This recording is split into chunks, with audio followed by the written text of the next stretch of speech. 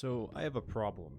I cannot stop playing Helldivers 2. For whatever reason, this game has got me hooked in a way that I'm not quite sure I can put into words. I mean, I've played addicting games, and even in situations where I can play certain games, I'll find I often get stuck in them for a few days, but if the content isn't consistent enough, then I'll naturally become diluted from playing it. Unless there is usually consistent content updates. And what's got me kind of confused here is the simplicity of Helldivers.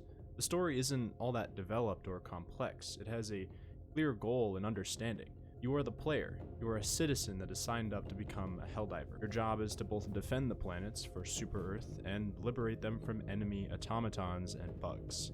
And for the most part, that's downright the extent of the complexity. It really doesn't sound like much on the surface, I'm not gonna lie, but what it lacks in complexity always makes up for in an addicting and amazing game. Launch initiated.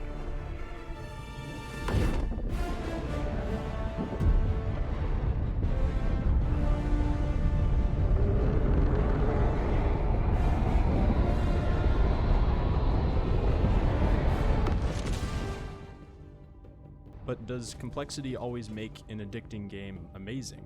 No, definitely not. To be fair to the game, it may be lacking in complex story development, but it's almost completely outweighed by almost every other part of the game entirely. To start, the atmosphere is one like I've never really felt in a game. That thunderous and excitement-inducing music and cinematic entrance to every new planet is such a great feeling. The combat of the game is clean and satisfying in almost every capacity, and this whole propaganda experience from Super Earth that has every soldier you play screaming they would love to die for Super Earth is strangely uplifting. And if I could put the feeling into words, I would say it's a game that both takes itself serious but not too seriously. It's like a giant propaganda machine made by the world government where everyone knows it's propaganda. Where it's constantly mentioned that any anti-Super Earth talking among your peers is treason and should be reported so that they will be arrested. Because when has the government ever been wrong? Am I right? It's probably best not to question it, or, you'll be executed.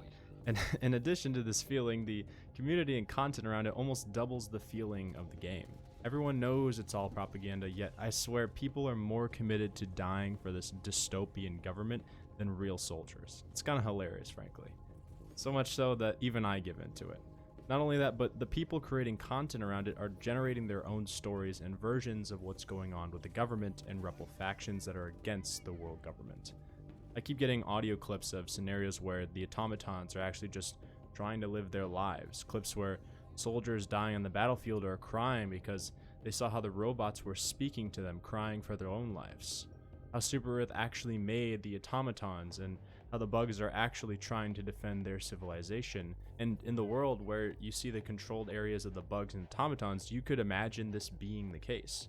Maybe this so-called enemy that we're facing, they aren't just mindless killers, and in fact maybe Super Earth is the enemy. This is made definitely a possibility, as even in the spawn area of the game, random propaganda videos will pop up on the screen describing how important the farming of bugs is to Super Earth, as they provide precious oil and body matter that is vital to the resources the government pulls together to prop up the war itself. All of these slight implications are made to an arguably simple story with simple gameplay loops. It seems to work in perfect harmony. It's damn near suicidal propaganda-loving communities that seem to live for the sake of dying a glorious death. But not even just the community, but the game structure itself. The way it works is you level up through experience in completing missions. However, your level doesn't really determine how strong your character is.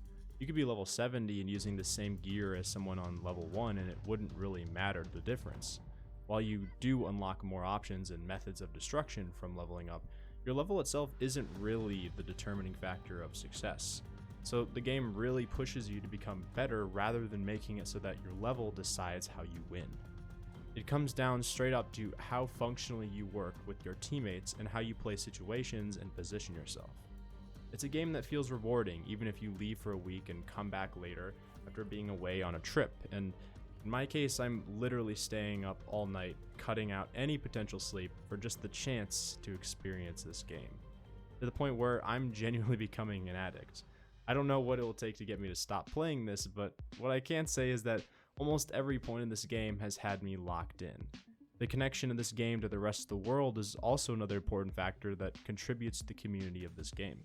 The war that you fight is an ongoing one, where everyone who plays Helldivers contributes to the liberation of planets.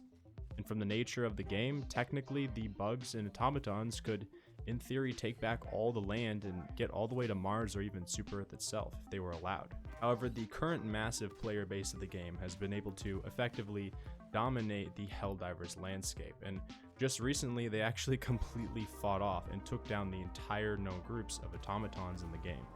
This is actually when I started playing the game, and at this point I thought I wouldn't get a chance to fight the automatons again, and luckily, or possibly not so lucky, the automatons came back with a fighting force, one almost 10 times stronger than previously, with the messages from Super Earth claiming that the cause of this returned attack from Cyberstan wasn't fully known. One of the things I really enjoyed about the abilities your character can use in Helldivers is both the variety of abilities known as stratagems and the variety of upgrading paths as well. Many of the different stratagems have different functionalities, with some including a drone that follows you around and protects you, shield bubbles, a bunch of tertiary machine gun weapons, launchers, impact, pulse, and chain weapons, turrets, mines, self-driven robot machines, what are essentially barrages of bombs and nukes, and even a giant laser of death to call upon from the skies at will. And the list goes on and on. In addition, the variety of what you use and how you play changes to each enemy force. In the case of automatons, it's more effective to use heavier armor to protect you from the heavy artillery and longer-range weapons being used against you, and have many high-powered explosive weapons and shotguns rather than more machine gun-like weapons in general. While the automatons may swarm you slightly less, their overall damage requirements in order to take them down can sometimes be absurdly high. In the case of bugs, it's arguably better to have lighter armor, as the damage isn't as heavy. However, it's easy to get swarmed and overrun and slowed down by the toxic sludge effects, so having more maneuverability is also important. And the risk to benefit ratios themselves will change in the cases of what you use and how you use them in your own playstyle as well.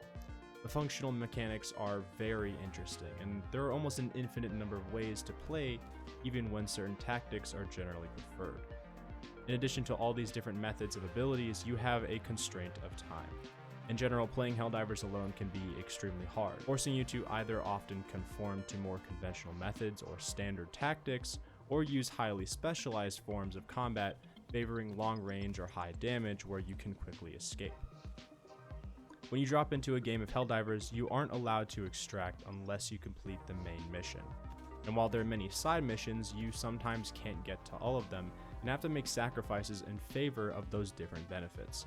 It's vitally more important you complete the extraction, but only doing those base missions will affect how much reward you receive at the end. And if you run out of time and lose all those optional stratagems for combat and lose all additional respawns in case you die, this also means you won't have immediate access to ammo resupply unless you come across it in combat or at different locations. All these different factors of the game offer a huge variety and even variation of experience for even the same kind of missions, and it makes the repetitive gameplay loop addicting in a way that makes it so each playthrough is original without the necessary need for new teammates every single game.